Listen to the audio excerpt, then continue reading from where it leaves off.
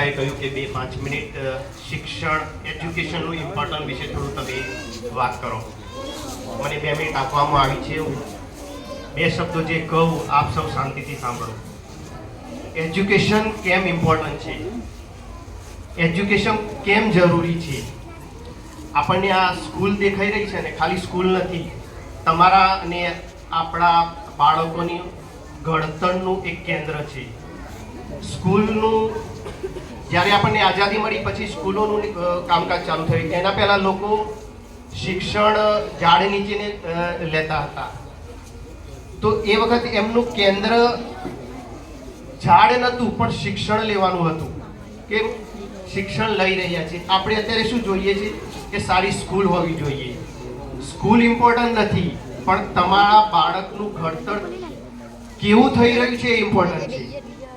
જો આપણે શિક્ષિત હશું, એજ્યુકેટેડ હશું, તો ખાલી આપણો જ નહીં, આપણા કુટુંબનો, આપણા ગામનો, આપણા દેશનો અને આપણા સમાજનો સૌથી વધારે ઘડતરનું કારણ બનશે. એજ્યુકેશન સિવાય આ જમાનામાં આપણે ચાલી શકશું નહીં. 21મી સેન્ચુરી એટલે કે 21મી સદી એ એજ્યુકેશનની સદી છે. જો તમારા જોડે શિક્ષણ હશે તો તમે આ સેન્ચુરીમાં આગળ ચાલી શકશો. તો આપણને એમ સવાલ થાય છે કે શું આપણે જીવી નથી શકતા શિક્ષણ વગર? એવું નથી, જીવી તો બધા લેશે, પણ જો શિક્ષણ તમને જે ગાઈડલાઇન્સ આપશે, દીન એજ્યુકેશન જે તમને ગાઈડલાઇન આપશે, એ શિક્ષણ વગર ના મળી શકે. એવા બહુ દાખલા છે. દાખલા આપવા જશું તો ટાઈમ બહુ જઈ જશે. એના માટે જ આપણને હું એક કુરાનની આયતને ટોક કરીશ કે શિક્ષિત, એજ્યુકેટેડ, દીની અને અશિક્ષિત, અનએજ્યુકેટેડ માણસ શું એક સરખા હોઈ શકે? નેવર, કદી ના થઈ શકે.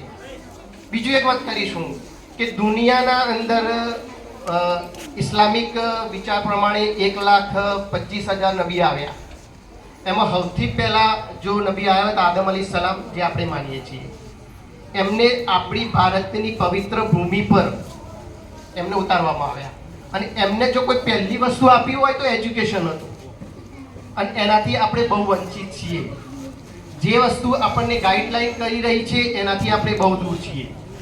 શિક્ષણ બહુ જરૂરી છે. હું આપણા નબી સલ્લલ્લાહુ અલૈહિ વસલ્લમની વાત કરું. એમને કહ્યું કે જો શિક્ષણ લેવું હોય તો તમે ચીન સુધી જાઓ.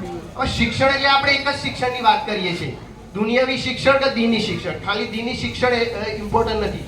દીની શિક્ષણ પણ જરૂરી છે અને દુનિયાવી શિક્ષણ પણ જરૂરી છે. આપણા નબી સલ્લલ્લાહુ અલૈહિ વસલ્લમ જોડે એક વખતે કોઈ સહાબી આવ્યા તો એમને સ્કિલ બતાવી. સ્કિલ હવે ક્યાંથી મળશે? કોલેજ, સ્કૂલ, યુનિવર્સિટી સ્કિલ મળશે. ખાલી ચોપડીયું જ્ઞાન લેવું પણ જરૂરી નથી. તમને શિક્ષણ લેવા માટે સારી સ્કિલ મેળવવી પણ જરૂરી છે. જો તમારા જોડે સ્કિલ હશે, અત્યારે બહુ ઘણી જાતના એજ્યુકેટેડ પ્રોગ્રામ હોય છે. જો તમે એ પ્રોગ્રામ સાથે કોઈ કનેક્ટ થશો તો સારામાં સારી સ્કિલ મળશે અને પ્રાઇવેટ જોબ પણ મળી શકશે. હવે એક સવાલ થાય છે કે આપણે ભણીને શું કરવાનું? ભણીને આપણને નોકરી તો મળતી નથી. નોકરી તો દરેકને નથી મળવાની. જે ગવર્મેન્ટનો રેશિયો છે એમાં જેની સ્કિલ અને જેની પર્સન્ટેજ સારી હશે એને ગવર્મેન્ટ જોબ આપશે. પણ એના સાથે સાથે આપણા જોડે સ્કિલ હશે તો આપણે 100% આગળ વધીશું અને સમાજના ઘડતરમાં, દેશ વિકાસ માટે એમાં આપણે બહુ બલિદાન આપી શકશું. એટલા માટે એજ્યુકેશન બહુ ઇમ્પોર્ટન્ટ વસ્તુ છે. આપણે જોઈએ છીએ કે આપણા સમાજમાં જે વ્યક્તિ શિક્ષિત છે અને જે વ્યક્તિ અનએજ્યુકેટેડ છે, અશિક્ષિત છે, એમાં કેટલું તમને આ જે પ્રોગ્રામ કર્યા એ પ્રોગ્રામ આપણને એક બહુ ડીપ મેસેજ આપે છે કે જો શિક્ષણ આપણા જોડે હોય તો આપણા અંદર એક સૌથી પહેલી સિવિક સેન્સનો બહુ અભાવ છે. મૂળભૂત જે નાગરિક, આપણે દેશના નાગરિક છે અને એક નાગરિક હોવા પર આપણને આપણી ફરજ શું છે? આપણે આપણા દેશને કઈ રીતે સ્વચ્છ રાખી શકીએ?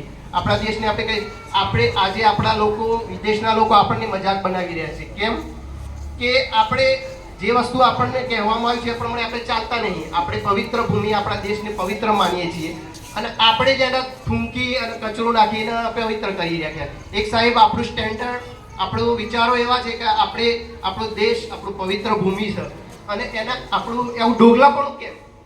ડબલ સ્ટેન્ડર્ડ કેમ?